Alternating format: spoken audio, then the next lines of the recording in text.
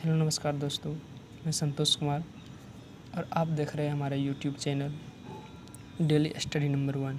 दोस्तों आज हम डिस्कस करने वाले हैं हिस्ट्री, इंडियन संविधान एवं फिजिक्स के बारे में। तो चलिए देर किए बिना वीडियो को शुरू करते हैं। तो पहला क्वेश्चन है, बम्बई शहर की स्थापना किसने किया था?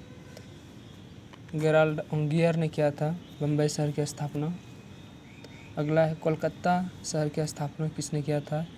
जॉर्ज चार्नोक ने। प्रथम कर्नाटक युद्ध कब हुआ था? 1746 से 1748 के बीच में हुआ था। दूसरा कर्नाटक युद्ध 1749 से 1754 ईस्वी के बीच में हुआ था। तीसरा कर्नाटक युद्ध 1756 से 1763 ईस्वी के बीच में हुआ था। इसी बीच में हुआ था आपका सप्तवर्षीय युद्ध, जो इंग्लैंड और फ्रांस के बीच लड़ा गया था। मुगल साम्राज्य के अंतर्गत आने वाले प्रांतों में सर्वाधिक संपन्न राज्य कौन सा था? बंगाल था। प्लासी का युद्ध कब हुआ था? 23 जून 1757 ईस्वी को। इसमें अंग्रेज़ों के तरफ से थे रॉबर्ट क्लाइव और यानी बंगाल का नवाब था सिराजुद्दौला। इसी दोनों के बीच में हुआ था प्लासी का युद्ध। बक्सर का युद्ध हुआ था 1764 ईस्वी में।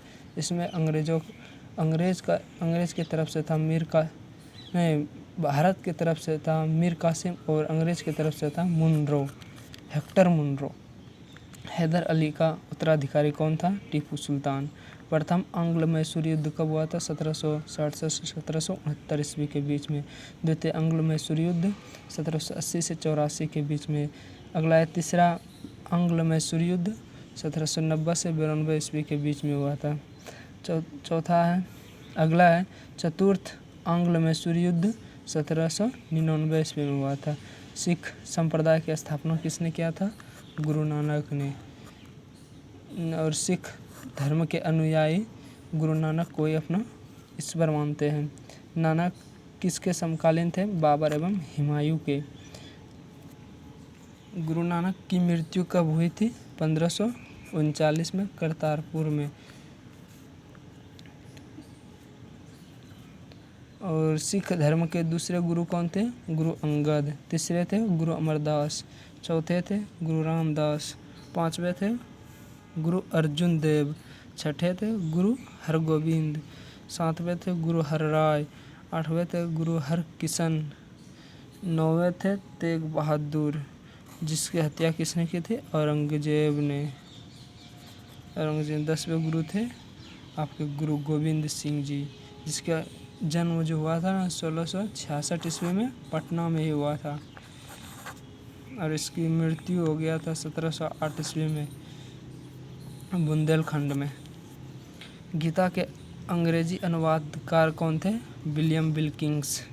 भारत का पहला समाचार पत्र था बंगाल गजट, जो 1780 ईस्वी में जेम्स ऑगस्ट ने लाया था। पिट्स इंडिया एक्ट कब लाया गया था? 1784 ईस्वी में। अगला है, भारतीय नागरिक सेवा का जनक लॉर्ड कॉर्नवालिस को माना जाता है। सहायक संधि किसने लाया था? लॉर्ड वेलेजली ने। फोर्ट विलियम कॉलेज की स्थापना किसने किया था? वेलेजली ने। अगला है, भारत का पहला गवर्नर जनरल कौन था? वेटिंग था। भारतीय प्रेस का मुक्तिदाता मेटकॉफ को माना जाता है। अगला है, वह अफगानी तूफान की पूछ थी। यह कथन किसका है? नेपियर ने कहा था वह अफगानी तूफान की पूछ थी। इसका ये कथन जो है ना, नेपियर ने बोला था। रविवार की छुट्टी की शुरुआत कब हुआ? 1843 ईस्वी में। अभी जो हम रविवार को घर में बैठकर मज़े लेते हैं वो 1843 से ही आ रहा है। मेयो कॉलेज की स्थापना किसने किया था? लॉर्ड मेयो ने। भारत में पहली जनगणना जो 1872 में हुआ था, किसके शासनकाल में हुआ था? मेयो के शासनकाल में। कूका आंदोलन का संबंध किस राज्य से है? तो पंजाब राज्य से है। भारतीय राष्ट्रीय कांग्रेस की स्थापना 1885 ईस्वी में किसके शासनकाल में हुआ? तो ये हुआ था डफरिन के शासनकाल में। अब हम आ चुके हैं भारतीय संविधान के बारे में। तो भारतीय संविधान से पहला क्वेश्चन है अनुच्छेद 124 का संबंध सर्वोच्च न्यायालय का गठन से है। अगला है पहला संशोधन कब हुआ था भारतीय संविधान में? 1951 ईस्वी में। अगला है 42वां संविधान संशोधन कब हुआ था? 1976 ईस्वी में। अगला है 44वां संविधान संशोधन कब हुआ था? 1978 ईस्वी में। अगला है 100वां संविधान संशोधन।